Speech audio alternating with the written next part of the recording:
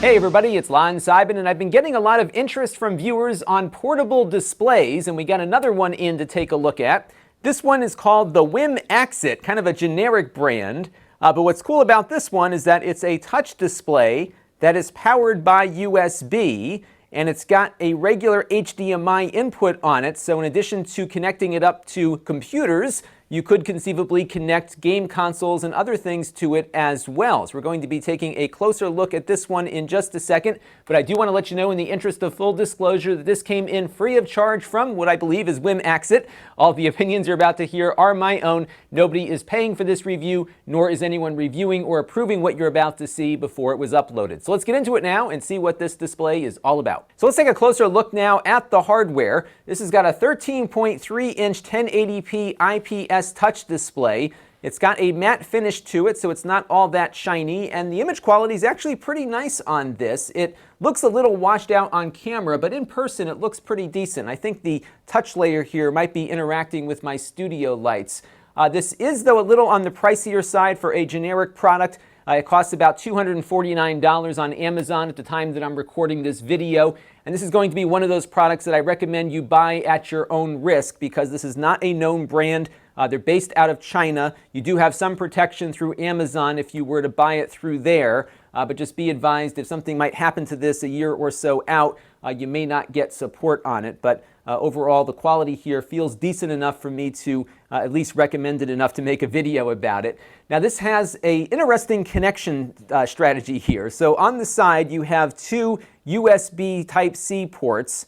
This bottom one, which I'm currently connected to, is hooked up to this little mini PC back here. This port is delivering power, and it's also allowing the touch display to work via that USB port there. The upper port here, they say, is just for power. And to be honest, I don't know why they separated these things out like this, because even though my Mac doesn't support the touch display, the Mac was able to power it through that lower port. But there you go. If you have some compatibility issue, just plug in the power to the top port there, and you will be off and running. There is an HDMI connector here below the power port. This is required. So you'll remember we looked at the Asus Zen display, which is a 15.6-inch display a few months ago. That one allowed a single USB-C connection for power and video.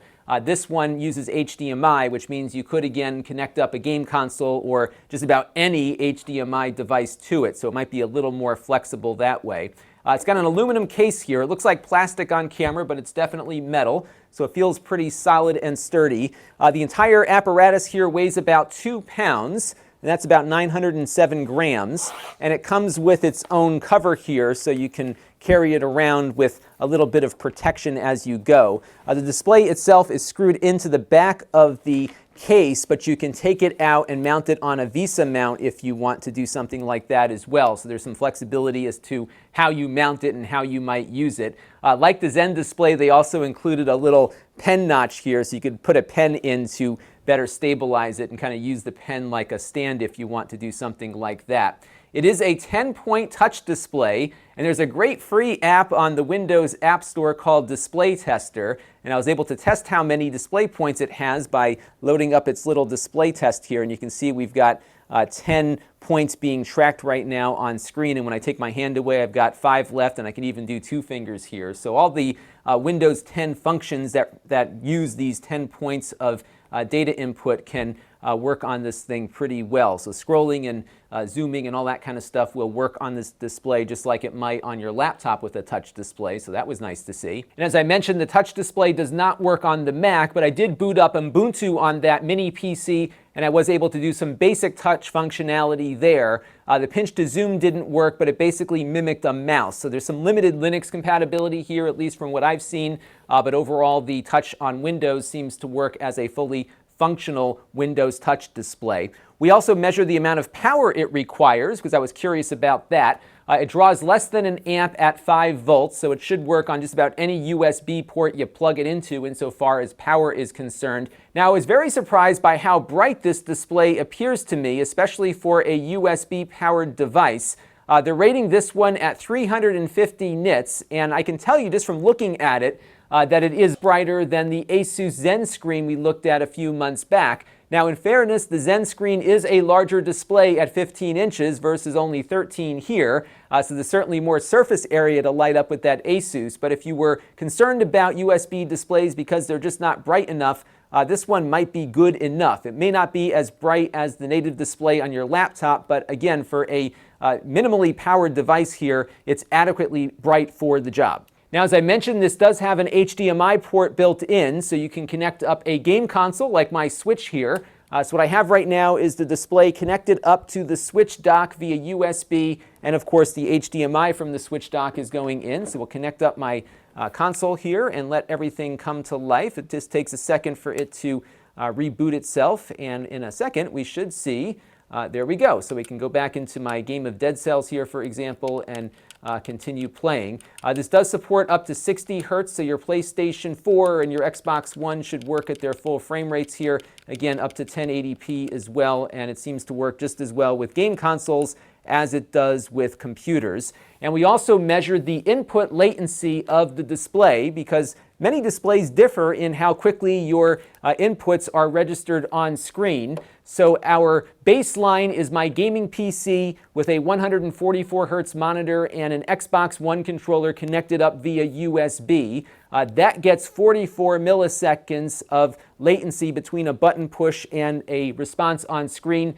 This one came in at 80 milliseconds. And our methodology is that we record the screen at 240 frames per second on my iPhone and then count how many frames it takes for that input to get registered. So altogether, not bad for a portable display here, and I think very usable for gamers. But if you are very, very sensitive to input latency, this will be a little bit more than a gaming display might be. Now, there are some speakers built into this, but they are not very good. They're very, very tinny, but they're there if you want to have something when you're out in the field to listen to stuff. There's also a headphone jack here at the bottom, so you can plug headphones in for a slightly better audio experience. My biggest gripe, though, are with these buttons on the side. They are not labeled. You have to refer to the instructions to know what they do. There are some basic display settings that you can access if you get the right button pushed here to get into those menus, and I'm always not getting it right on this thing, so it's a little tricky. You probably should refer to the instructions to get an idea as to exactly what each button does, but you can just do some basic color and contrast controls in here.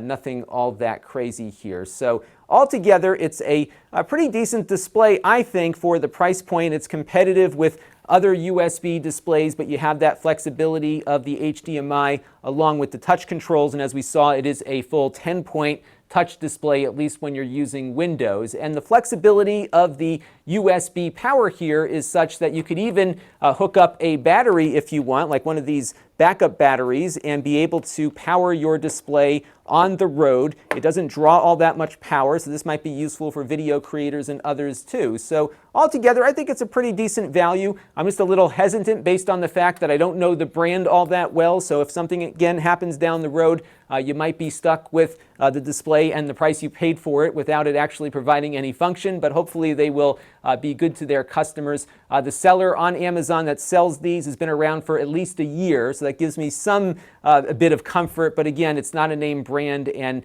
the company is based in China. But if you're comfortable with that and looking for a decent little USB-C display, I was pretty pleased with this one and surprised by how functional and how well it works. Until next time, this is Lon.TV. Thanks for watching. This channel is brought to you by the Lon.TV supporters, including gold level supporters Chris Allegretta, the Four Guys with Quarters podcast,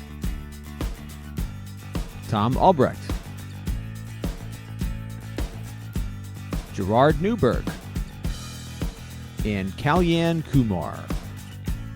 If you want to help the channel, you can by contributing as little as $1 a month.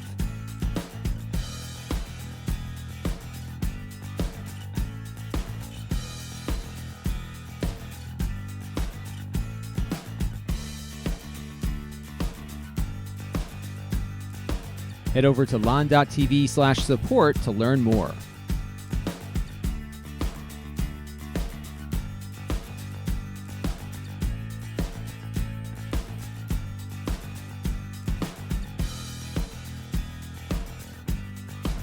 And don't forget to subscribe. Visit lon.tv/s.